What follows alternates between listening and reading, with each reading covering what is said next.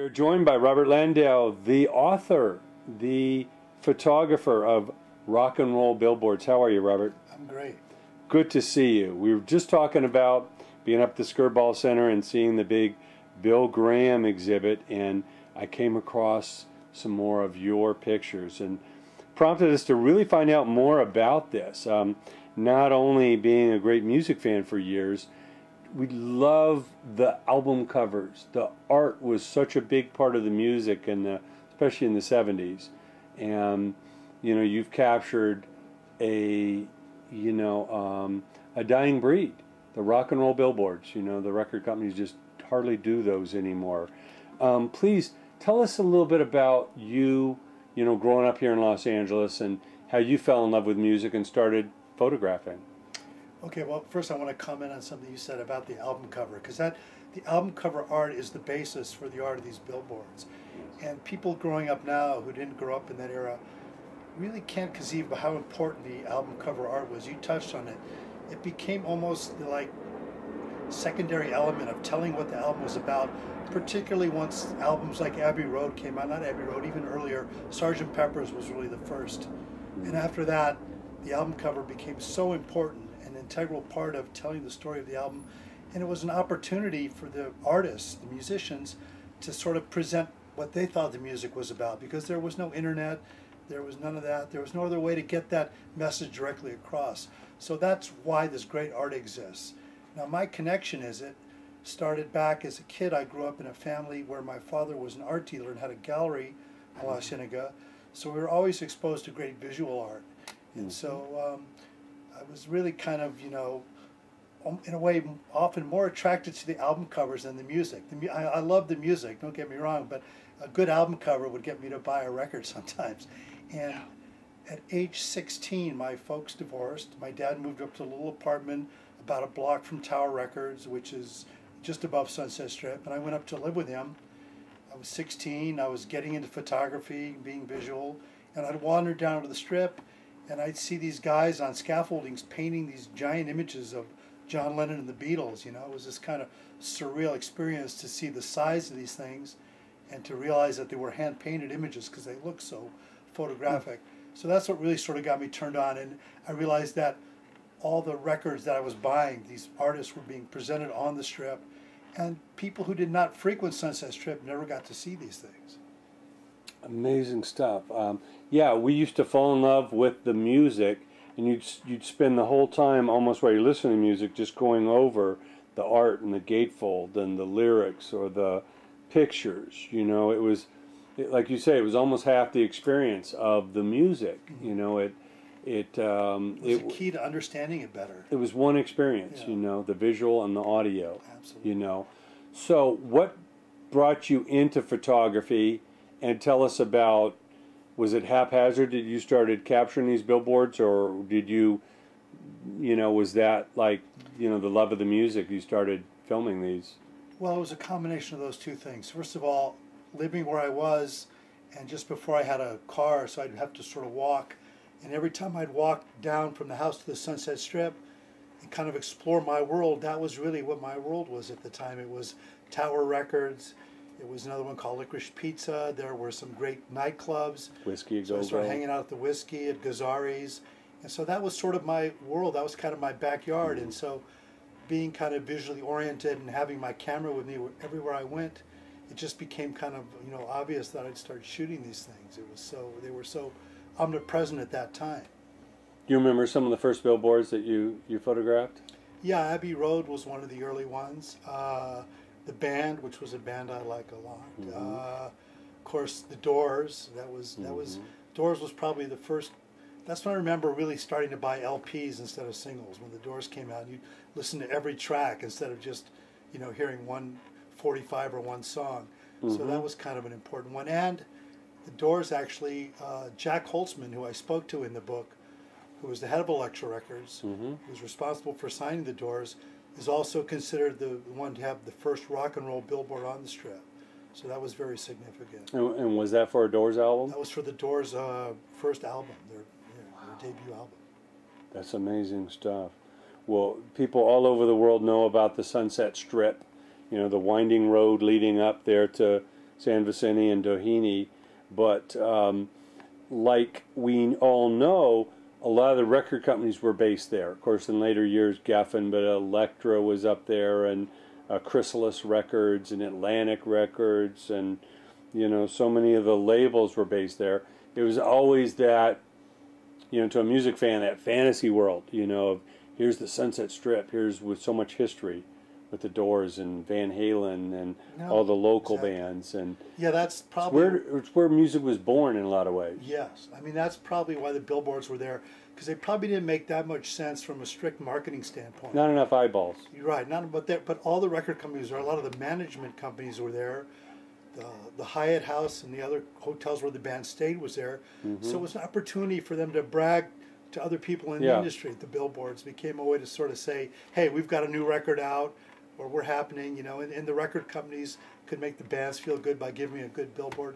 So that's probably why it happened there. The bands probably felt like royalties, cruising up Sunset Strip, going to meet at the record label, and then, wow, you turn the corner, and there's their album cover, and however many feet that is. Yes. In fact, Led Zeppelin, who sort of made their home away from home in America on the top floor of the Hyatt House, which got renamed the Riot House for all the crazy stuff that went on there, they insisted that anytime they were there, that the billboard directly across the street be something for the Led Zeppelin.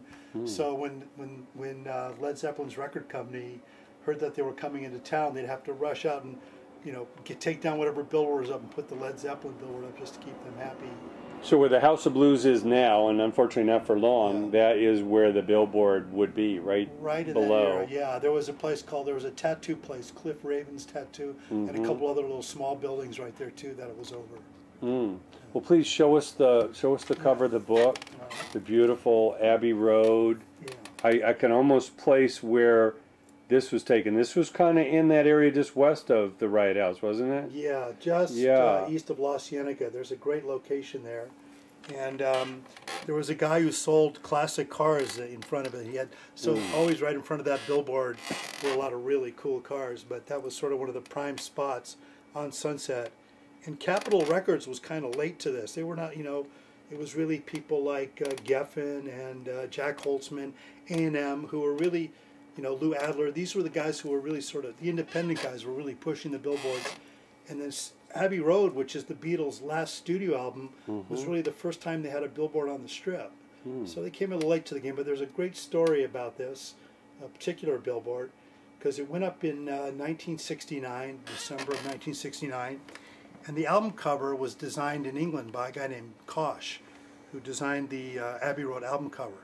They sent it out to Capitol Records here, and Capitol assigned it to a junior art director by the name of Roland Young, who later worked for many years at AM Records, and they asked him to create the billboard. So Roland came up with the idea that the Beatles' heads should extend above the top of the billboard, which they could do by cutting out the wood with a jigsaw and hand painting the heads, and it was a very effective way to call more attention to the billboard. So there the Beatles are crossing Abbey Road. It's 1969. Everybody has somehow got the idea that Paul McCartney is dead. These crazy rumors are flying everywhere. And all started with this billboard. Might have started with that album cover, and people are playing the record backwards for clues. It was crazy, but it was driving sales, so the record company really didn't do anything to dispel the rumors. So now the head, the upper body was lost on Paul. Did anybody know the story of how that came down? Yes, I uncovered the story. Okay. But what happened was, in this I found out some 40 years after the fact when my book came out. What happened was, first of all, Paul McCartney's head goes missing at the height of these rumors, and nobody knows what happened or what to do. So Capitol gets a call from the Billboard company, and they send Roland Young out there to look at it. He takes one look at it and he says, you know what, leave it like this, it's getting a lot more attention. And so the billboard remained up quite a while with Paul's head missing, and in fact did get a lot of press attention from that. So nobody was too concerned at the time. But now, cut now 40 years later, and this book's about to come out, and I figure for a publicity stunt, I'll say, hey, if anyone can tell me what happened to Paul's head, I'll give him a free signed copy of the book. Well, the next day I get an email from a guy claiming that he has it. He's in his 60s now. He says he took it on his 18th birthday, and would I like to come out to his house and see it? So I jump in my car, and I drive out to the far end of the San Fernando Valley, And there a guy by the name of Robert Quinn has Paul's head hanging on his living room wall. And I've got a picture of him holding Paul's head up. And I say, thanks to him, a little piece of this whole period got preserved, because all these other ones being hand painted, as soon as a month was up, they'd paint them over and put a new message. So there's really no other documentation other than the head and the pictures I shot in that period. Did he see how he got it? Did it naturally fall down, or somebody stole it? No, he and his friends. And then, this was a stunt. They weren't really hooligans. They just thought it'd be a cool thing to do. But he and his friends on his 18th birthday had a whole elaborate plan, and they borrowed a friend's jigsaw, and they had a special socket thing that they could screw into where a light bulb was and make it into a plug. And they did this whole elaborate thing to cut his head off. And so it was a well planned out heist. Wow, amazing. He was never prosecuted for it. Well, nobody was too concerned about it, like as I said. So people would drive from far just to see the billboard without the head. Absolutely, yeah. Amazing stuff. Please tell us some other great stories about any of the billboards in particular. Here's another one, story, and I had a picture I took, I think in '78. Bruce Springsteen was playing a week at the Roxy, I believe. And there was a billboard up, and now I'm drawing a blank on which exact album it was, but he did not like the way his face looked. He thought it was painted funny or something. So in a drunken foray late one night, he and the whole band climbed up on the building it was on, and he graffitied his own billboard. And this story just came out recently, because for all these years nobody really knew who had done it, but he admitted it recently in a Rolling Stone article. And he said he was on Clarence Clemens' shoulders with a can of spray paint, and he was going to paint a mustache on himself, but he said it was just too damn high. He couldn't reach it. So he settled for writing the words, "Prove it all night," which is not your typical graffiti, but it's typical Springsteen. Wow. Yeah, no, I believe I saw that in the book. Yeah. No question. I believe it was Darkness on the Edge of Town. That's right, Darkness on the Edge of Town. At that point, you had to be playing the Forum or the Sports Arena at that point. No, they did like a whole week. Oh, they did a special Roxy run? I think he'd not had a record for like a couple of years, and it was sort of like a mini comeback in a way, and I think they kicked the tour off with like a week at the Roxy. There were some powerful people behind that nightclub. Yeah. So it was obviously a big ego stroke for the labels to kind of show that they had a big release out. Obviously, the acts, once they came on tour or came through town, it was a big ego boost, for them. Any other interesting stories of particular billboards, or how any of these were either created or the story behind them? Well, I could tell you about a few of my favorites. And personally, what really sort of got me excited about the billboards in the first place was in that period, many of them would have no advertising copy. They would just put these amazing images up. I saw the Tommy one was just the two pinballs. One of the ones that comes to mind, yeah. And they would do this, and so it really looked like giant art. And half the people who saw them probably had no idea what they were promoting. And they didn't care. That was what was so cool about it, was they were just, and then maybe at the very end, like of the month, they'd add the words to it. But the one you talked about, Tommy, it was a Lou Adler production of the London Philharmonic Symphony recording of the Who's rock opera Tommy. I think some of the members of Tommy played on it as well. But it was a great record, and the cover, which became the billboard, is just these two gigantic, photorealistically rendered chrome pinballs with eyes on them. So imagine these two giant pinballs with eyes, no copy, staring down at you from the strip as you drove by, and people were literally, stopping their cars midway to gawk at this thing. It was very impressive, and there were a couple others like that. There was there's one there's a really nice Jackson Browne one. It's just the front end of a car, a grill with a California license plate, and then I think later they added his name. But they did this kind of very soft sell advertising, and as you sort of hinted at before, it was a little bit about ego, but it was also about the record company saying to the artist, "We believe in you, and this is something we're going to do, whether it makes us money or not." And it became almost as important as having your picture on the cover of Rolling Stone at the time. It really was a sign that you were a player in the rock and roll, recording business. Sure.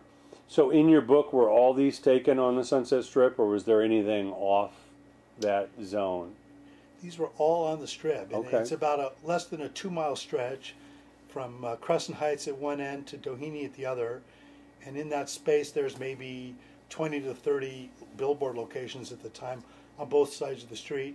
So, you know, it was a pretty small area, but they would change every month. And they started in '67, and by the early '80s, it was kind of all over when MTV came along. But in that time, there were probably a couple thousand different billboards that appeared on the Strip. And I tried to shoot as many as I could. I know I missed some good ones, but there was just some great stuff going on. And starting with the Doors, you know, and ending with people like Devo and Elvis Costello and those kind of people at the end. So it kind of charted one really unique period in rock and roll history. From the beginning of the '70s to the end. Yeah.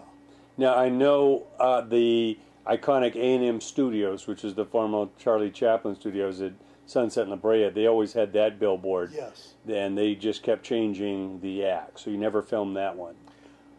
Well, you know what? I take it back. That's the one exception. Very good. You know your stuff. Yeah, that was the one exception. But they also, A&M would also have billboards on the Strip.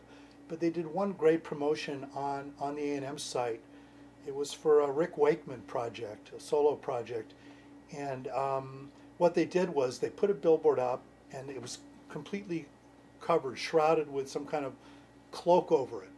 And they just left it like that. And so people were wondering, what the hell's under this thing, you know? And there was an artist at the time, Christo, who was wrapping things up. You know, that was his art form. So they were kind of mimicking that. But they left this billboard covered for, I don't know, 2 or 3 weeks. And then when they announced that they were going to uncover it, there was a huge press, you know, came out to... So they said the day and the time, and people showed up. Everybody showed up, the camera and the news. It was the unveiling of... And they unveiled it, and there was... Journey to the Center of the Earth. Exactly, Rick Wakeman's Journey to the Center of the Earth. Amazing. So those were the kind of things they were doing. They were all thinking outside the box and trying to come up with clever things they could do. There was one for Ringo that had moving parts. It just spelled his name out, but then every so often the eye would revolve around, and there would be a giant, you know, image of Ringo. And an Eric Clapton one for an album called, I think it's called Backless, that has an actual 3-dimensional table lamp on it. So at night, the lamp came on and he's playing his guitar. It looks like he's sitting in his hotel room, you know, playing a few licks. So, you know, money was not an issue really there, because they had nowhere else to really spend the advertising on. They wouldn't advertise on TV. That wasn't cool. Right. So a lot of energy and dollars went into these billboards that were very ephemeral, were gone, you know, a couple weeks after they went up. And made for special visits from these artists that weren't based here. They come to LA, they're playing a big show somewhere in Hollywood or, you know, downtown, and they make that trip up Sunset Strip. It must be great memories for those artists that weren't from here, that traveled here, and they felt like they'd really made it with a billboard, you know, on Sunset Boulevard. Yeah, I talked to a couple marketing people, and who were like responsible for making the bands happy, and they said a lot of time when they'd arrive at the airport, before going to the hotel, the first thing they wanted to do was to drive up the Strip and see their billboard. And so it was, you know, I'm sure it meant a lot to them. I'm sure it was, and then to see yourself, you know, 14 feet high by 48 feet long must be quite a good ego stroke too. So back in the day, the technology was not there as it is now, where they can have these huge, you know, reproductions. You're saying all these billboards were hand painted? Yeah. Now, of course, everything's digital. They can print things out onto vinyl sheets and post it up, or just transmit it up to essentially a large screen. Yeah. But in that period, the best ones were hand painted by these really highly trained craftsmen who worked in either studios or sometimes on site at the billboard. And they apprenticed for 4 or 5 years before they could actually get up there and paint these giant faces. And they were so well done that honestly most people had no idea they were hand painted. And when you look at them in the book, you can get that sense. I mean, so you get really, really close. You really can't tell. Find one. That's a good example. Yeah. Where, it's not a rock and roll one, but here's one from the 50s that shows you the scale. This was a giant girl for a Pepsi ad that they painted and then would clip onto the billboard. Let's see. We'll find one more good example here. Like a little 3-dimensional touch. Yeah. Here's one for, you know, for Rod Stewart, and it's a giant rendering of his face, and you can see at the very top his trademark, you know, hairstyle kind of extends above the top of the billboard frame, and when you're driving by 25, 30 miles an hour, this just looks like a giant photograph. Unless you get up really close, You don't see any paint strokes or anything, and so that was the kind of artistry that went into creating the best billboards in that period. Yeah, amazing stuff.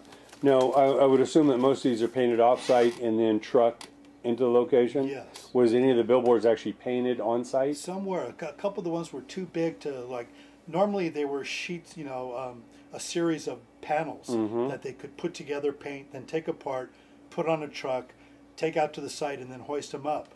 But some were so big that they had to paint them on site. And every once in a while, and even when even the ones that they brought out there, you'd see the guys touching them up. But it was always fun to get the opportunity to watch these guys working. And living there, I got that quite a lot. I became sort of a fan of these guys who were the painters. Amazing. Any in particular you can tell us that were painted on location? Yeah, I believe that. And again, this was a fairly controversial one. The Rolling Stones had an album called Black and Blue, and the Billboard, which it showed the cover of the album very slowly, was a really nice portrait, but the main artwork on the Billboard was a woman with her hands tied up above her heads, and she clearly had bruises on her, and she's seated on this rendition of the cover of the album, and it says, "I'm Black and Blue from the Rolling Stones and I love it," or some sort of kind of vaguely S&M thing. And a woman's group took exception to this billboard. I have a picture of it in the book. It's in black and white, because when I passed the billboard, I had some black and white film in my camera, so I grabbed a couple shots with the idea. They're doing a protest? Yeah, I was going to come back and shoot in color, but there was a protest, and the record company buckled and took it down. But the picture I shot in black and white ran in Rolling Stone, so I'm sure many, many more people saw this billboard because of that than they would have had it just been up and not been graffitied and taken down. And it just enhanced the Stones' image as the bad boys of rock and roll. Sure. So it was a win for Could them. have been very easily orchestrated that way. Yeah, it might have been their idea. These days they wouldn't have got to first base on something like that. Exactly. You know, it's the dangerous 60s and 70s, you know. Obviously, not only were the dollars in the music business, but people were a little more free thinking. They weren't so uptight, you know, non-PC, you know. Now, I know one of the other labels that was based up in the hills off of Sunset Boulevard was Casablanca Records. Of course, the home of Kiss, Donna Summer, Village People, Angel, you know, all those iconic groups.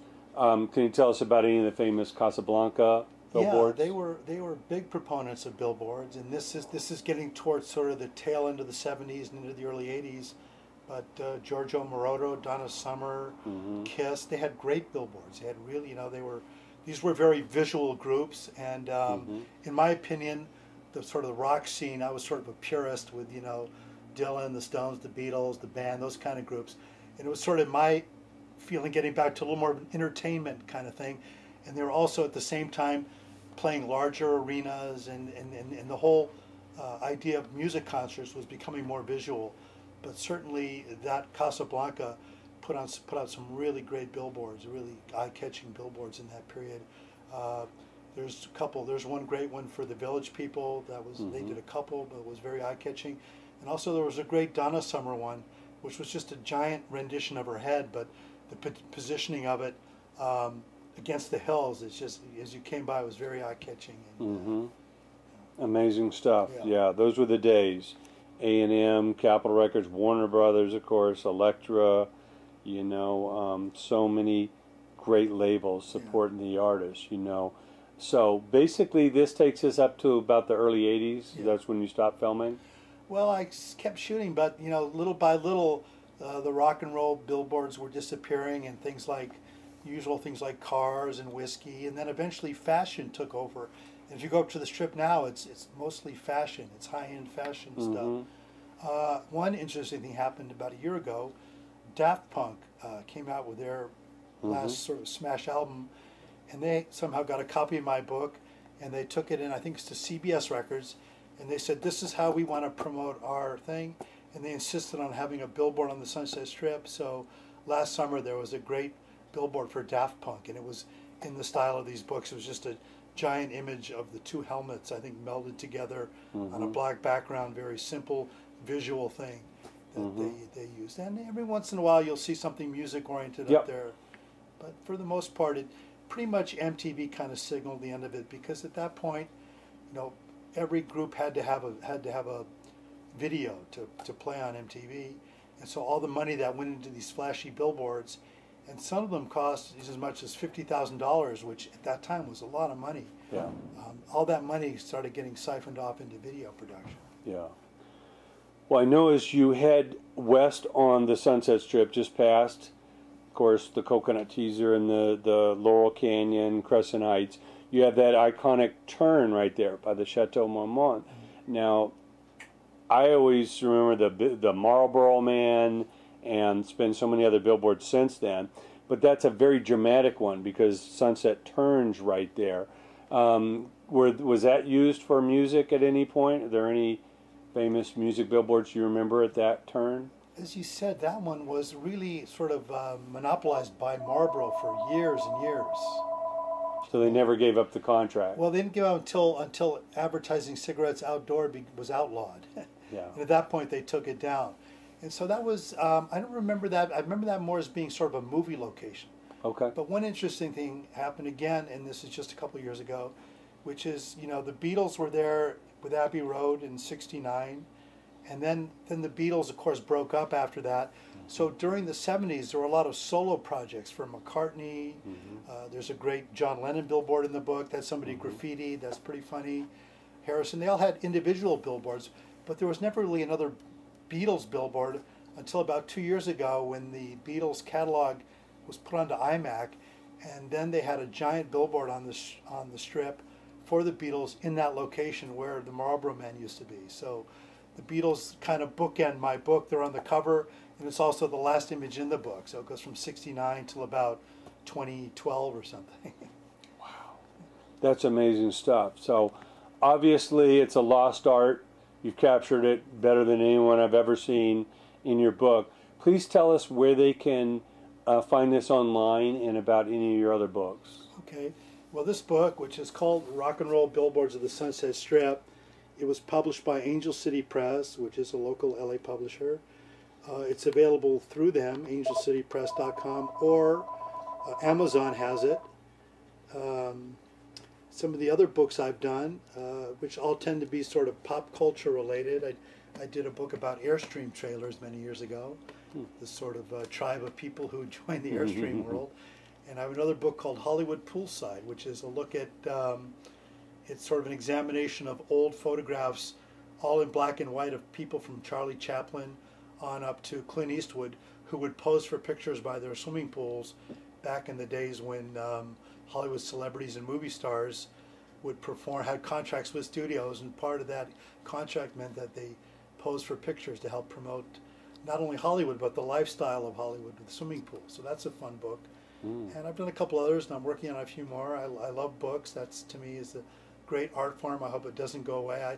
I don't like looking, I don't mind reading a book on an iPad or whatever, but I sure like the idea of looking at a the picture. coffee table books, for those that love the music and love the pop culture, there's nothing like being able to open up great, a nice sized book like that and relive memories, or go places that you never were but would have loved to have been. Yeah, it really does create kind of a time tunnel back to a lost period, I think, this book, and that's the thing I'm most proud of, is that I think this was, a pretty important little slice of rock and roll history that would have been completely overlooked had I not taken these pictures. And I can't claim to have had any great foresight. I just thought they were cool, and I'd take these 35mm slides on Kodachrome film, and what I would do is I'd have slideshows on the wall of my house for my friends who didn't frequent the area and never got to see them.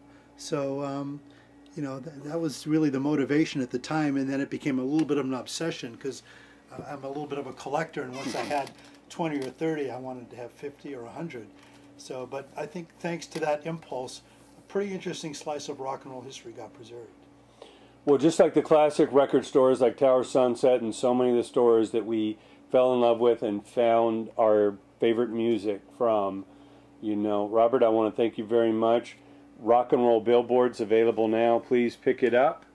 And thank you so much for joining us. Thank you. It was a real pleasure talking with you.